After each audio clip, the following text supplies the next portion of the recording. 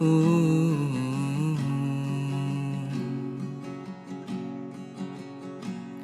বড় ইচ্ছে করছে ডাকতে, তার গন্ধে মেখে থাকতে, কেন সন্ধে সন্ধে নামলে সে পালায়।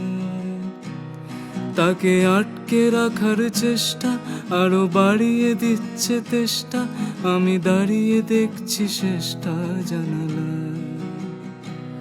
বোঝে না সে, বোঝে না, বোঝে না সে, বোঝে না, বোঝে না সে, বোঝে না।